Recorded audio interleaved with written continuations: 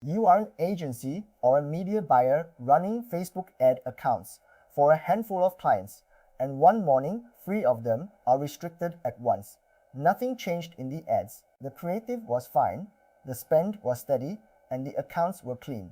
They just got linked, and once Facebook decided they were the same operator, one flag pulled the rest down together.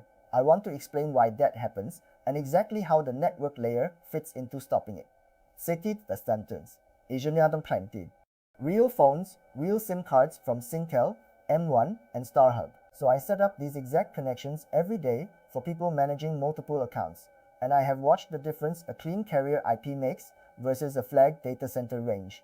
I also want to be straight with you, because this is operational hygiene for legitimate multi-account work, agencies, and media buyers managing real client accounts, not a trick for evading anything you shouldn't be doing. Let me start with the thing most people get wrong. They think the proxy is the whole answer. It is not. Facebook links ad accounts on a stack of signals, and the IP is only one of them. It also reads cookies and login sessions, the browser fingerprint, the payment methods on file, and your behavior across accounts. Fix one layer and leave the rest shared, and Facebook still ties everything back to one person. So think of it as layers that all have to agree. The IP says where you connect from. The browser fingerprint says what machine you are on. The payment method says who is funding the spend. The behavior says how the operator moves through the platform. A real separate identity needs all of those to look separate at the same time. The proxy handles one of them well, and it handles it properly only if the other layers are not quietly betraying you. I want to spend a moment on the linkage signals specifically, because once you see them, you stop being surprised by cluster bands. The first is the IP. Two accounts logging in from one address is a strong, direct link, and Facebook remembers it. The second is the device and browser fingerprint, your user agent, screen size, fonts, the canvas output, the whole machine signature. The third is the payment instrument. The same card or the same PayPal across several business managers is one of the cleanest ways to tie a set of accounts to one entity. The fourth signal is the people layer, and this one catches agencies off guard. The same personal profile adminning several business managers, or the same recovery email and phone across accounts, links them as firmly as a shared IP. And the fifth is behavior, when you are active and how you build campaigns. Multiple accounts that move the same way at the same times look like one operator, because they are. Here is what the proxy is genuinely good at among all that. It gives each account one stable identity at the network layer. A sticky mobile IP that stays put through a whole session and does not jump countries in the middle of you uploading a campaign or topping up a budget. A real person on a phone keeps roughly the same address while they work. They do not appear in Singapore at 9, in Germany at 10, and back again by lunch. That kind of jump is exactly what trust systems are built to flag. That is why sticky sessions matter here more than rotation, and I want to be clear about the difference because people buy the wrong product constantly. A sticky session holds one exit IP until you decide to change it. A rotating proxy hands you a different IP per request or per session. For scraping, rotation is what you want. You spray requests across many addresses on purpose. For an ad account, you want the exact opposite. One account, one address, held steady, the way a real subscriber on a real carrier line actually looks. Rotation mid-session is not a feature for this work. It is a self-inflicted flag. Picture Facebook watching an account upload a campaign from one IP, refresh from a second IP, and confirm payment from a third, all inside 2 minutes. No real advertiser does that. You have manufactured the exact instability signal you were trying to avoid by buying a rotating pool when you needed a sticky line. Now, why a clean carrier IP beats a flagged data center IP? Facebook reads the network type behind your connection, not just the dot on the map. A data center IP has the wrong SNs, no carrier behind it, and it usually sits in a range that thousands of other people have already burned doing the same thing.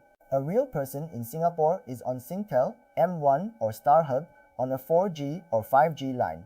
That is the baseline Facebook expects from an actual user. A server rack does not buy ads from its couch.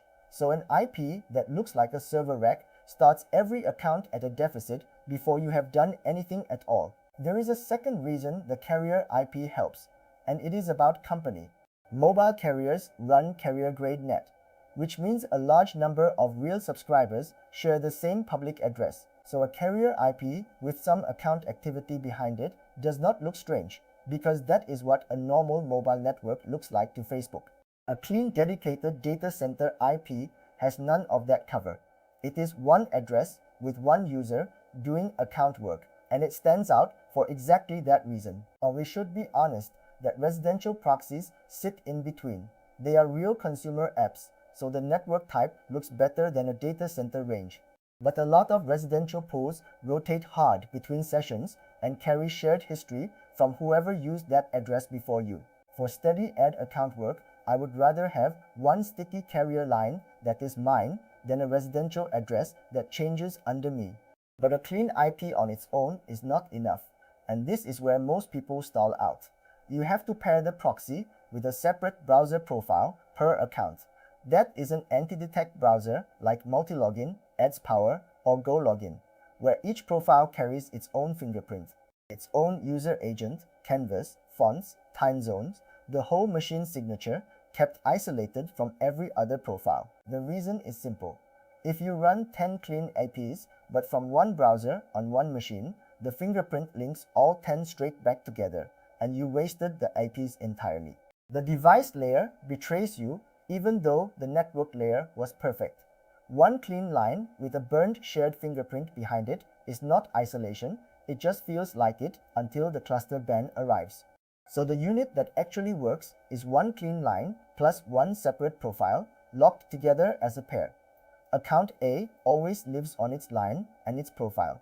Account B always lives on its own line and its own profile.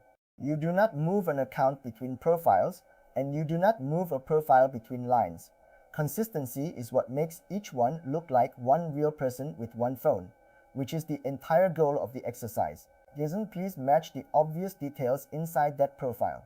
If your IP says Singapore, your browser time zone should say Singapore, and your locale and language should agree with it. An IP in one country with the clock set to another is precisely the kind of small mismatch these systems are designed to notice. You want the whole identity to agree with itself, top to bottom, IP and time zone and language all telling one consistent story. While we are on consistency, line up the payment layer too, because it sits outside the proxy and trips people anyway. Funding several business managers from one card or one PayPal links them, no matter how clean your IPs are. Legitimate agencies handle this with proper client billing, the client's own payment method on the client's own account, which also happens to keep the accounts from looking like one operator funding everything. Now the mistakes that link a whole batch, because these are the expensive ones and I see them constantly. The first is sharing one IP across several accounts. The moment two ad accounts log in from the same address, they are connected, whether that address is a proxy or your home line. One clean line per account is not a suggestion. It is the foundation everything else rests on. The second is logging 5 profiles from one machine on one IP because it was convenient that afternoon. That single lazy session can thread together accounts you had carefully kept apart for months. One shortcut, and the wall between identities is gone, and you usually do not find out until the whole batch goes down at once. The third is letting the proxy drop, so the session quietly falls back to your real home line, even for a minute. Your home IP is the one thread that ties every account you have ever touched back to you, so treat it as radioactive for this work. Set your tools so that if the proxy fails, the connection fails too, rather than leaking out your real address behind your back. A brand new ad account that immediately spins up high spend and a stack of campaigns looks like exactly what Facebook is hunting for. Warm it slowly. Let the account and its business manager age a little, start spend modest, run a small clean campaign first, and build the history a real advertiser would have. Patience here is far cheaper than rebuilding a banned set of client accounts and explaining the downtime to the client. Let me give you the short do and do not version so it sticks. Do assign one sticky carrier IP per account, held for the whole session. Do give each account its own anti-detect profile with time zone and locale matched to the IP. Do warm slowly and keep each client's billing on the client's own payment method. Do not share an IP. Do not share a fingerprint. Do not rotate mid-session and never fall back to your home line. Now let me be honest about the limit, because I would rather you buy the right thing for the right reason than expect magic. A mobile proxy fixes the network signal and gives each account a believable, separate, local identity. It does not fix a bad payment history. It does not undo a prior policy violation. It does not save creative that breaks the rules, and it does not rescue an account that was already flagged for something real. If the underlying account has genuine problems, a clean IP does not paper over them, and anyone telling you otherwise is selling you a fantasy. The proxy buys you a clean foundation at the network layer. Behavior, payments, and policy build the house on top of it. The proxy is necessary for this work.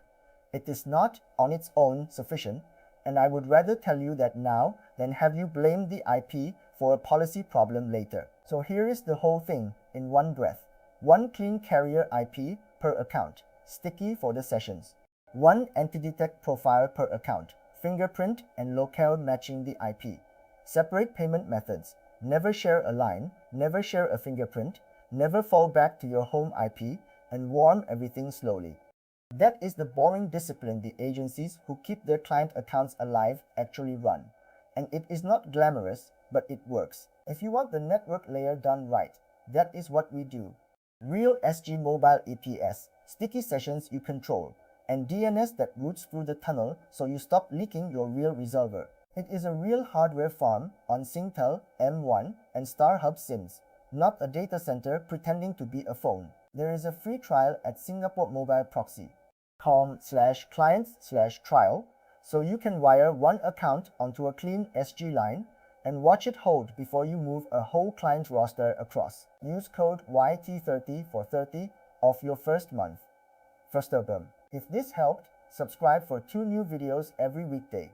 I keep them practical from someone who actually runs the hardware.